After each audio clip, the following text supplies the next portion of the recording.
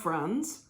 Welcome to Flosstube and Variety Show number, oh my goodness, I don't really know, might be 108. Wow, that is something I didn't look up. I did fix in my mind that today is Friday, March 8th. And I know this because it's my brother-in-law's birthday. Happy birthday, Ben. And I guarantee you 100% that he does not watch these videos. Now, of course, I might be wrong. That would be funny if you did see it. Anyway, it's 100 and something is the Flosstube and Variety Show number for today. I'm Emily Williams in Chapel Hill, North Carolina. Thanks so much for joining me. So I have a bunch of things on the table. I have things in mind to talk about during the variety show, during the cross-stitch section, but we'll just have to see. It's possible this won't be a super long video. Don't know.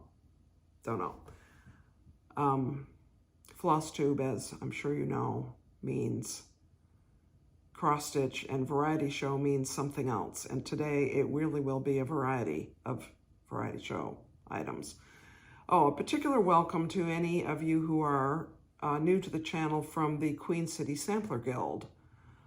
I have become the newsletter editor, and the little blurb about me appeared in the newsletter that came out at the beginning of the month, which was very kind of Ellen, who was the interim newsletter editor, to put that in and to give a link to my YouTube channel. So welcome. I hope you find things of interest, and certainly you'll find out something about the kinds of things I like to stitch. Okay, let's jump right into cross stitch.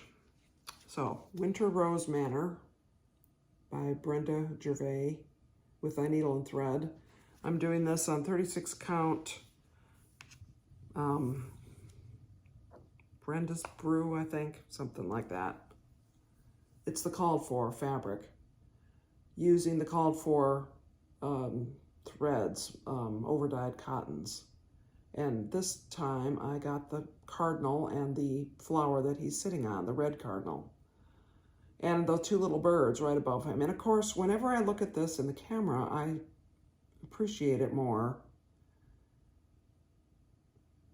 I have gathered from some Flosstubes mentions of this that there's been some changes over time in the fabric, that maybe the pattern was originally designed for an entirely different fabric, and then subsequently there's been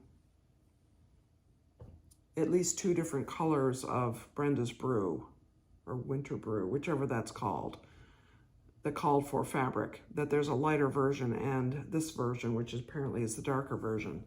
And I have mentioned before my questioning about how the thread, different colors show up on that fabric. I still have those questions. When I show it in the video, it's less troublesome. Lost, Hands Across the Sea. This is from the Wow box, the Words of Wisdom red box that Nicola put out last fall. I'm doing it on 46 count Latte, using 103, some blue color that I happen to have. I can't remember what color, what number it is. I mean, it's in the project bag. If you want to know what color that is, I'm happy to tell you. I just don't have it memorized. So I think that I finished that 2 golden hours line and the word each, and carried the border down on this side. I did work on it maybe 2 days in the past couple of weeks, but didn't get a ton done. I mean, it's very fun. I could easily finish it in 2 afternoons if well, maybe 4 afternoons if I put my mind to it. Enjoying that. I'm looking forward to getting that framed because it's such a good reminder that once our time is gone, it's gone. Again, I don't think I posted anything on Instagram. What's the point in me claiming that my working on this Blackbird piece is part of the BBD Weekend Sal hashtag, which has largely gone by the wayside anyway, so it doesn't matter. I choose to work on Blackbird the first weekend of every month, which used to be the BBD Weekend Sal Blackbird Design Weekend Stitch Along. And I'm doing this, it's Mighty Oak by, or Mighty Acorn, Mighty something, Mighty Acorn by Blackbird Designs. And here it is, here's what I have done. This past weekend was the first weekend in the month, and I did the door and the steps and started on the roof. And I actually worked on the roof during the, there was a Zoom call with Queen City Sampler Guild the other night, Tuesday night, and I saved the roof to work on then. So Tuesday was not technically part of the weekend, but I can do what I like. So that's what I chose to do. It was easy fill-in to do while chatting. I didn't join the call until 9 after the basketball game, which I'll tell you more about basketball in a minute. And then, of course, Jane Boyer, 1834. If you've watched my videos, you know that this is a picture of the antique, which is in the collection of the LeRoy House, the LeRoy Historical Society in LeRoy, New York. And that is the town I grew up in, and it is the town where Jane Boyer lived. And Leslie, my friend Leslie, that I went to Great British Sampler Weekend with last year, is charting this sampler, and I'm stitching the model. And we're going to have an event later in the year. So I'm going to try to fold it a little bit differently. It's so interesting to be stitching a model, especially when I can't see the original, because Leslie sent me many pictures, and she's done the charting. So I'm mostly, like 90%, I am just working on from the chart. But I do look at the pictures sometimes if I have a question, and then I text her, and then she looks it up and gives me an answer. But the big news on this one, well, first of all, I finished those top 2 alphabet lines. I'm pretty sure they weren't done, and maybe even the third one wasn't. I'm pretty sure the third one wasn't done, and the 4th line is also done. So the top 4 alphabet lines are all done. And most of the borders, those interior borders, in fact, all of those interior borders are done up there. But the big news is that the Soie Surfine, we figured that out and ordered it and got it. And so that, I've started the over one. Oh, you can also see some satin stitching, which is new. This video, it's the first time I've shown any satin stitching. So as you see, I'm starting to do that cartouche. Let me put this up again. So I'm over here. That cartouche, the border of it is all over one. All of the stitching inside of the verse, all of the words here, all of that's over one. So really the bottom half of the sampler is all over one, except for these ribbons. This little blob down here, Leslie and I have discussed quite a lot. I don't know. The borders are pretty consistent, it seems. So that's good. So once I get started on it, I can work on it without reading the pattern. And I've been doing this on Pattern Keeper, which, as you may know, is a Android-based cross-stitch markup program. It only works on Android. There is no Apple version of the program Pattern Keeper. There is something called Markup, I think, or MarkX. I don't know exactly what that's called because I don't use it. I do have an iPad. I'm an Apple person. But the disadvantage of Pattern Keeper is that it does not render over one. It will show the individual crosses or marks for each stitch within the box in which 4 stitches, 2 by 2, could appear, but it doesn't let you check them off as individual stitches. So therefore, what I tend to do is I stitch a bunch of the section I'm working on in the over one, which so far has mainly been that, plus some of the words. And then I go back into Pattern Keeper and I highlight it and mark it off to sort of give myself a numerical idea of how much I've stitched. And that has taken me a lot of time, and there's a lot of it, as you can tell from that picture. So I've got I've been enjoying keeping moving on this, but I really have to keep moving and keep enjoying keeping moving. I have a spreadsheet that shows the 18,000 stitches that Leslie calculates are in it if you count each over one stitch as a stitch instead of as up to 4 of them as a stitch. So 18,000 individual stitches, and I've calculated that I can finish that by the end of June with some application of daily effort, which is great. And that is actually pretty essential for the timetable of our having this ready to release at the time of our event in October. And at some point, the entire variety show will be talking about that event, I imagine, once the registration is open. But you might want to save Saturday, October 19th.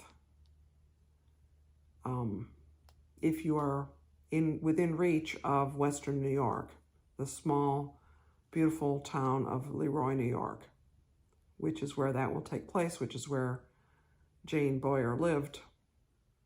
And there's going to be some interesting history and so forth, an appearance by me. Anyway, we would love to have you join us there. So what else do I have to show you and tell you about? Well, I'll tell you a little more pure cross-stitch stuff.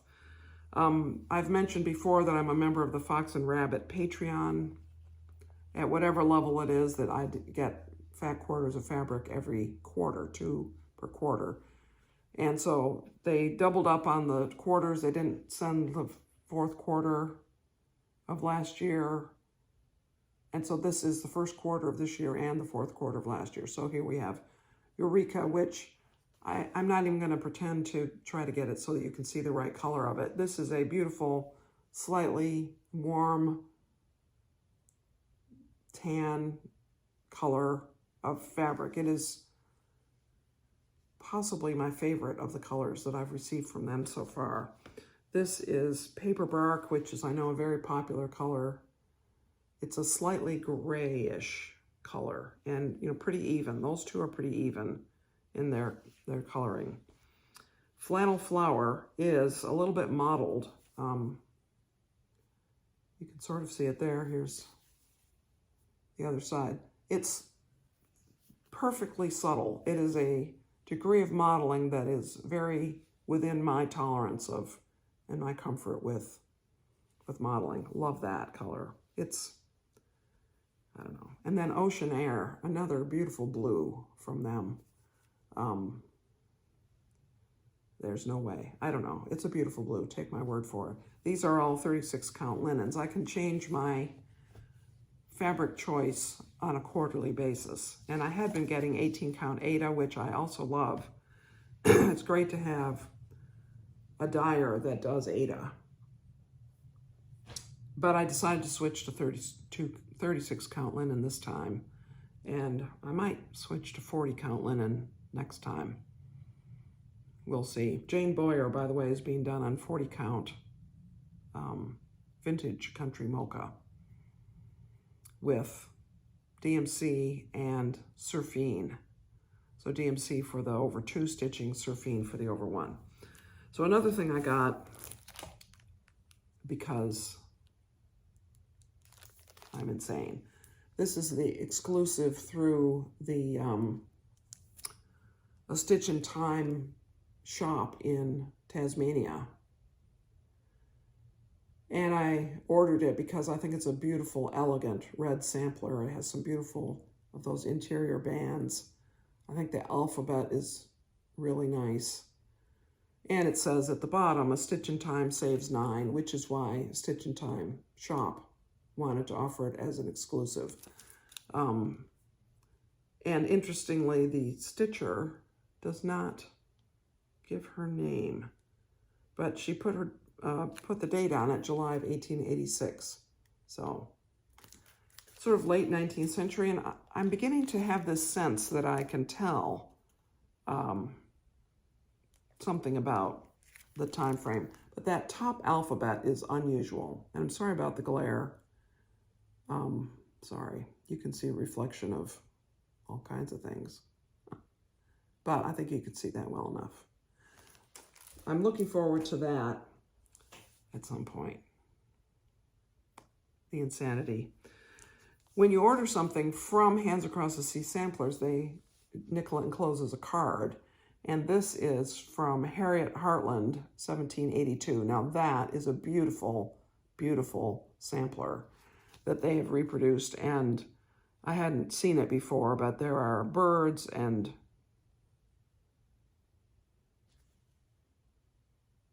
people, no, birds and flower pots and this lengthy verse, which is really nice.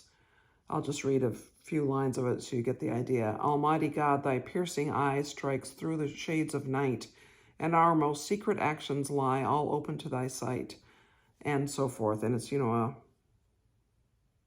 a nice verse, a very typical 18th century religious verse, but beautiful. And on the back of the card is a little section of it, this little section right here, this little flower pot with not these two things, but this and the birds surrounding it and some of this ground charted so that you could stitch it. And there's some over one and there's some rice stitch, which I will have to look up how to do. Just nice, really nice. Charted for DMC. The legend is for DMC here on the card. I don't know. I haven't looked up the sampler to see what the legend is, whether it has other threads. Most of the Hands Across the Sea are charted for Soie d'Argent, 103, and DMC. But this one I have a feeling is not a new one, not a recent one. It doesn't say. But anyway, that was fun. So this past weekend, I didn't do a video because Cindy and I went to the quilt show in Hampton, Virginia, and I did a little short from the quilt show, standing in front of the Hoffman Challenge, a couple of the Hoffman Challenge quilts that caught my eye. And those, if you look at that short, I have a few inane comments there, but they caught my eye because they are within my capability of making that kind of a quilt. And I kind of wish I had. But we love to go to the quilt show. We go every year. We've missed very few years over the time that we've been going together. In fact, we were looking back and we have pins, which I should have brought down my pins, but I'll show them. We're going to do a galloping horse video sometime soon, so I'll show my pins then. But there's a pin every year, and we have a lot of pins. We've been there a lot of times. It used to be in Williamsburg. Her mother came with us 2 different times. We took a class together, and Cindy and I did 3 classes, 2 days of classes. One day was long arm quilting of certain sort, which we'll talk about in the galloping horse, and the other was machine applique, learning some techniques for that. And it was, in some ways, I think, one of our best class experiences in terms of concepts as well as techniques. So anyway, but we go to all the vendors, and I had gone not intending to buy anything. Seems to me I had in mind to buy one small thing, and I had been at the vendor. We had been in the vendor area less than an hour when I had already bought more than one thing. But here was the interesting thing. If you've watched my videos, you know that I have bemoaned the fact that there is no nearby needlework shop that specializes in cross-stitch stuff nearby to me here in Chapel Hill. There's Dying to Stitch, which is in it's just south of Hampton, which we were going to go to, but they were closed. I mean, we got there too late is what I mean. And there's Sassy Jack's in western North Carolina. Both of those are about a 3.5 to 4 hour drive from here. There is a needlepoint shop in Chapel Hill that has some silk threads. But they don't have linen, they don't have charts or anything. They're not a cross-stitch shop.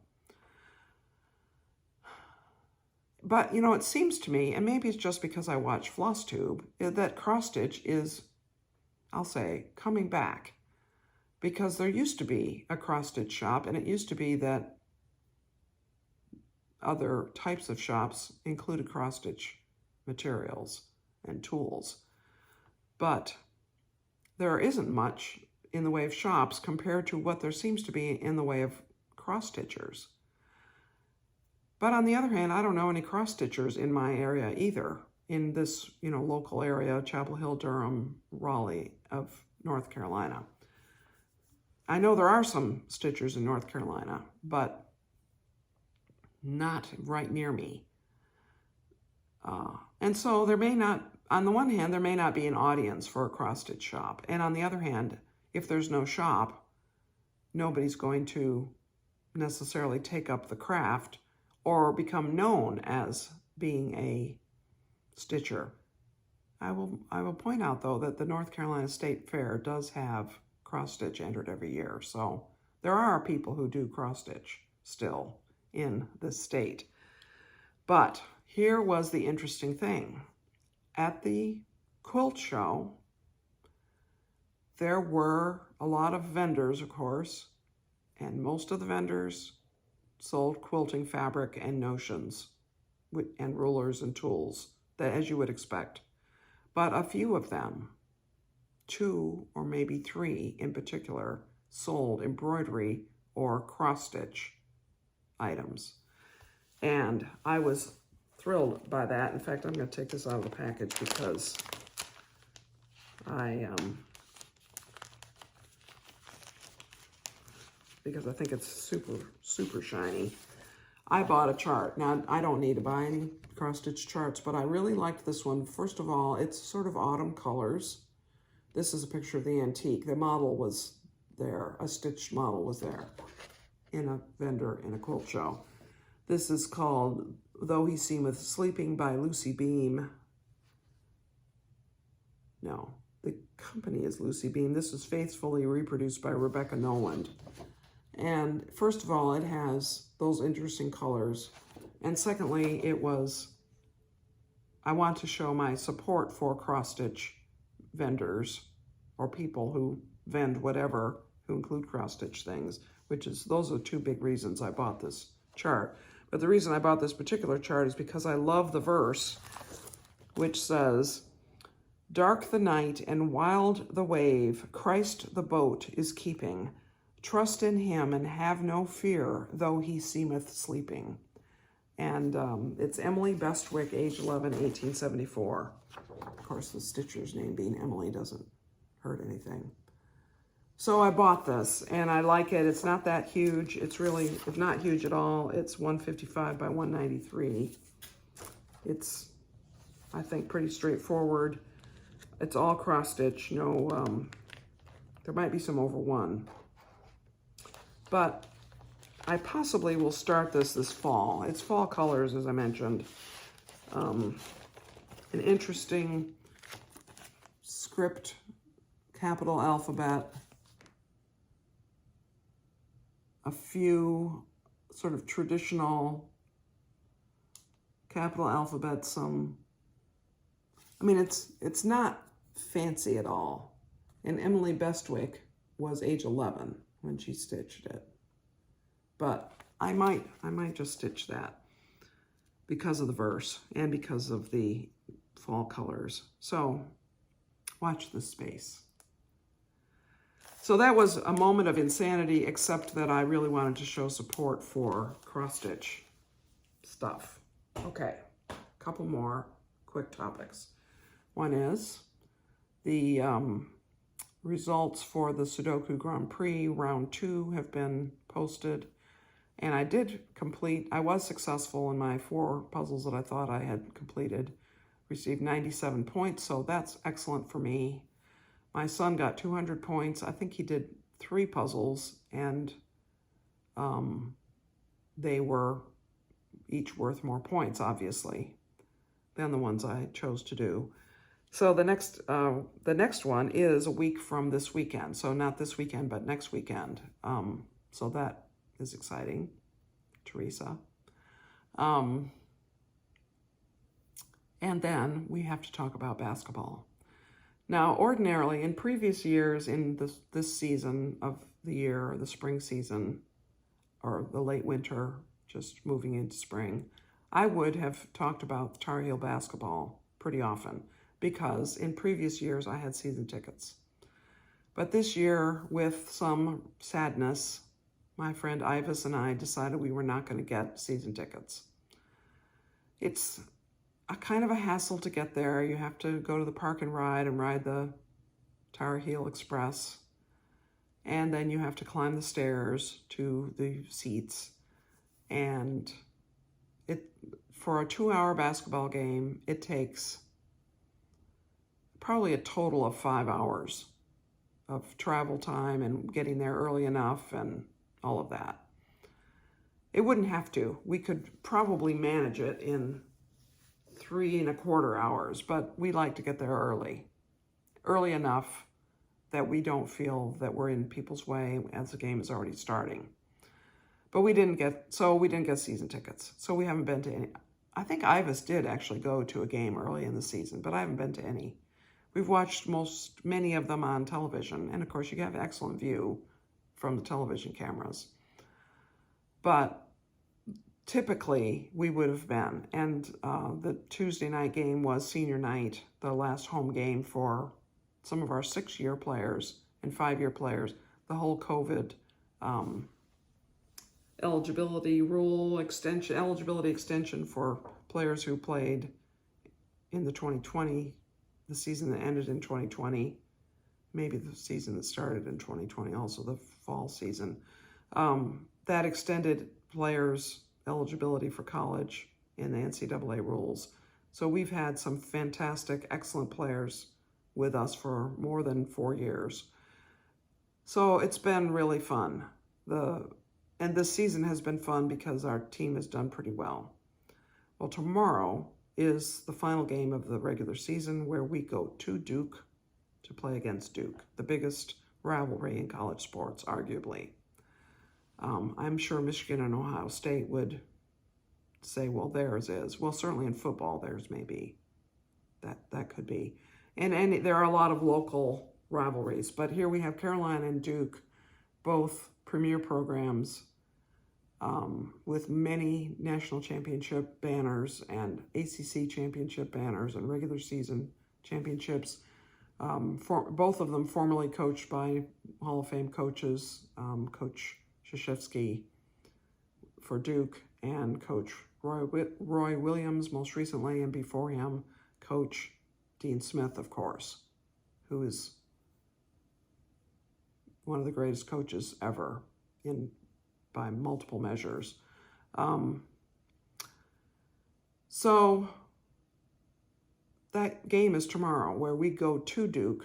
We beat them at our house at the beginning of February, so we go tomorrow to play them at Duke. So we hope to win. We're having friends over. Tar Heel brownies will be served. ACC tournament comes up starting Tuesday, but we have what they call a double bye. We don't play in the first 2 days of it. We play as the number 1 seed or the number 2 seed, depending on the outcome of tomorrow's game. We play on Thursday for our first game. Thursday, Friday, Saturday is the finals. And then the NCAA tournament. So that is what we will be doing. Now, the good news is that a lot of basketball games that don't involve the Tar Heels can be accompanied by cross-stitch or knitting or handwork of that sort. The Tar Heel games have to only be accompanied by brownies and watching intently and looking at ESPN box scores. That's something we do allow ourselves.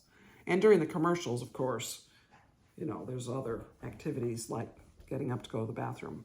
And we have the ability to record the game and start late and all that. And we do that in non-UNC games sometimes, where we start watching late and fast forward during commercials. But for the Tar Heels, we watch the game in real time, partly because we have friends who are watching from other places and they text us about the game. So we need to be in the same time frame of the game as they are, so that when they text us about that dunk that just happened or that foul that just happened, we need to have just seen it as well.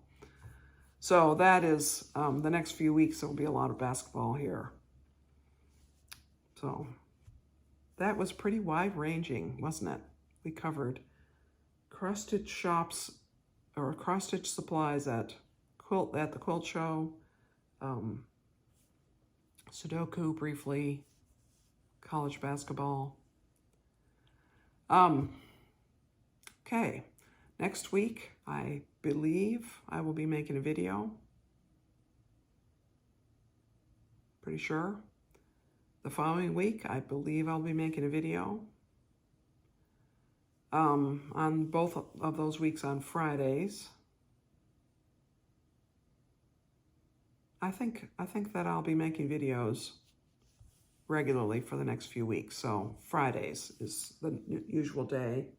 Again, welcome and thanks for watching to any new viewers, and especially thank you for watching all of you returning viewers. I so appreciate it, and it's very fun for me to make the videos and imagine that you're sitting across the table from me and we're just chatting. That's what I like about making these videos. It's also a certain accountability of keeping moving on projects, which that's fun and nice. Thanks again for joining me, and many blessings to you, friends.